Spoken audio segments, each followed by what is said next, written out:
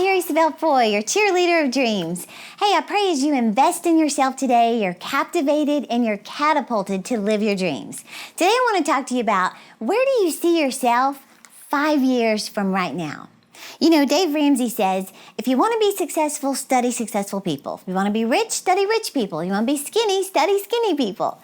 So I was reading a book by a very successful doctor who's written many books. His name is Dr. Seuss. He made this statement. He said, you have brains in your head and feet in your shoes. You can steer yourself any direction you choose. You're on your own and you know what you know, and you're the one who will decide where to go. You know, I share this a lot at conferences because to me, it's pretty deep. It's pretty profound. You're the one who's going to decide what you're going to do with the rest of your life. So where do you see yourself 5 years from now? You know, most success coaches recommend that you imagine your life 5 years into the future. Why 5 years? I don't really know, but I do know this. I believe the next 5 years of your life could be the most amazing, most rewarding, most productive years of your life, or just another 5 years. It's completely up to you and your ability to dream. In fact, listen to this. There were two guys, Arthur and Bernie, who were fired from their jobs. Well, they decided to create their own little business plan, and within 5 years of being unemployed, their annual sales were $1 billion when they founded Home Depot. Within 5 years.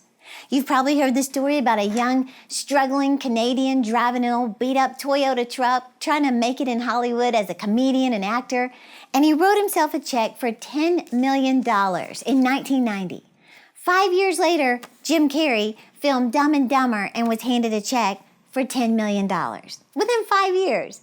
You know, there was another guy who, at age 30 years old, a guy named Jeff. He's living in a 500 square foot apartment in New York. 5 years later, his net worth was $10 billion when he founded Amazon.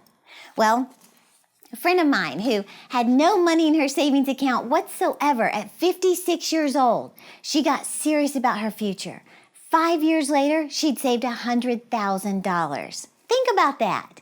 You know, I met a girl recently, I've shared this on a previous podcast, who she had been overweight, no money, failed her nursing exam.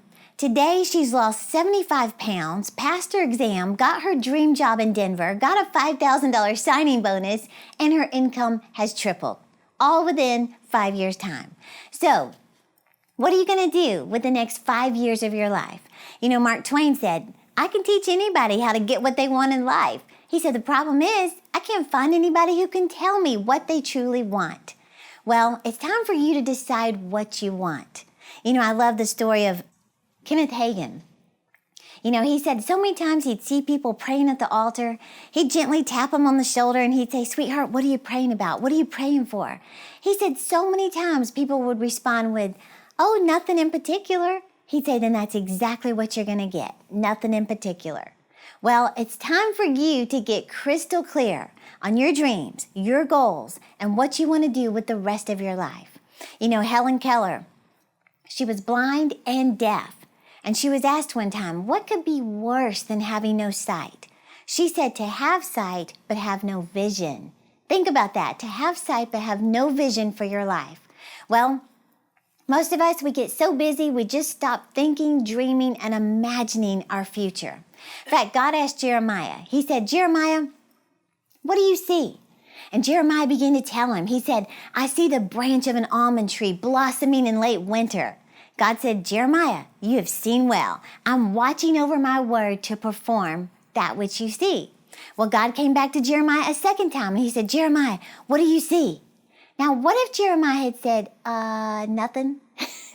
Well, if you see nothing, you can expect nothing. Think about those words. If you see nothing in your future, you can expect nothing. It will be exactly where you are right now.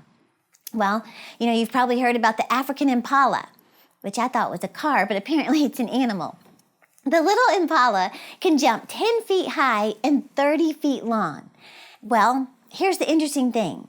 Even though he can jump 10 feet high, he will stay behind the walls of a zoo and not even attempt to get out.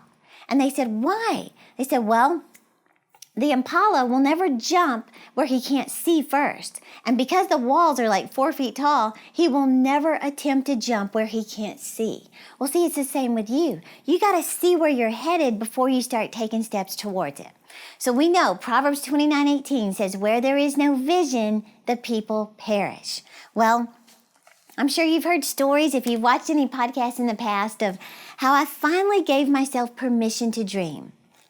I got my dreams and goals journal, and I just began imagining, seeing myself writing books, hosting women's conferences, helping teenage girls with eating disorders and pregnant before marriage and rescued from human trafficking. I saw myself ministering on television. I saw myself doing something in the nation of France. I have a degree in French, and I was like, why did I study French?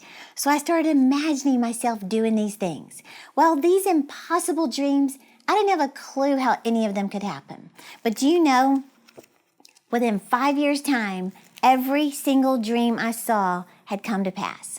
Helping troubled teenage girls, our books are in safe houses all across America. We do outreaches in France every year. My books are translated in French, writing books, hosting the women's conference called Icing. And here's the interesting thing. None of those dreams even took 5 years. So what could happen if you gave yourself permission to dream? I'm telling you from experience and from testimonies from thousands, you will go from just wishing things would change to living your dreams. So let me close out with 3 major points I want to share with you. Number 1 is I want you to imagine your life 5 years from now. God's the one who said in Genesis 11:6, nothing they have imagined they can do will be impossible for them. Number 2, write it down. Clarity is one of the most important keys to success. Habakkuk 2:2 simply says, write the vision, make it plain. Steve Harvey does this, Arnold Schwarzenegger, Katy Perry, Jim Carrey, you name it. Successful people write their dreams. Number 3 is you have to keep it before your eyes. If you want to go to the next level, you have to see the next level. And of course, there's a principle in the Word of God that you become what you behold. So the more vividly you see your dreams, the more apt you are to attain them. And let me just point this out real quick. Research has proved the number 1 reason goals go unachieved is because they're out of sight. They say keep your goals out of reach, but never out of sight. So I want to challenge you. Stop focusing on what is and start focusing on what can be. And you know, I love this story, and you've probably heard this, about the Chinese bamboo tree. What they say about this tree is that you plant the seed in the ground, and the first year, nothing grows above ground. The second year, you water it, you fertilize it, nothing grows. Third year, water it, fertilize it, nothing grows. Fourth year, same thing. You're watering it, hoping something's happening, nothing grows. But in the 5th year, it grows as much as 80 feet above the ground. Here's the thing. All that time that it appeared nothing was happening, it was developing this massive root system in order to handle the growth it would have in its 5th year.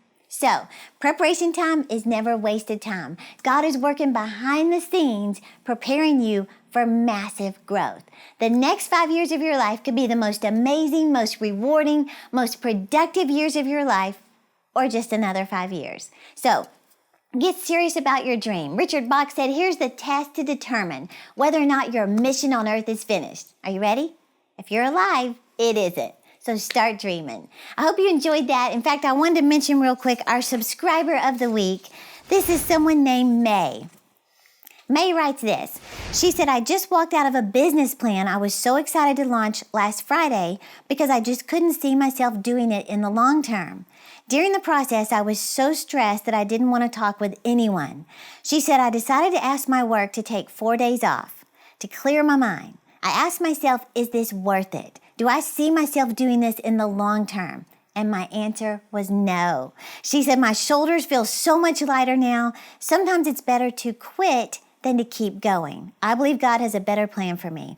May must have watched our previous podcast on quitting, that sometimes the best thing you can do to succeed is quit something that you don't have a passion for, or quit something that God is calling you out of. So May, I am cheering you on. I'm so proud of you for making that courageous step to just quit that. So let me ask you, what are you going to do with the next 5 years of your life? What could happen to you if you gave yourself permission to dream? You'd go from wishing things would change to living your dreams. And that's why this week I've put together a goal-setting download for you that will help you identify your goals and start to get clarity on what you see 5 years from now. So just click the link in the description to get your Isaiah 46:10 goal-setting download right now. And for more consistent motivation, be sure to follow me on Instagram, Facebook, Twitter, Pinterest. You can find my handles below, or click the little red subscribe button for consistent teaching to help you live your dreams. And remember, I'm cheering you on. Icing means something added to something good to make it even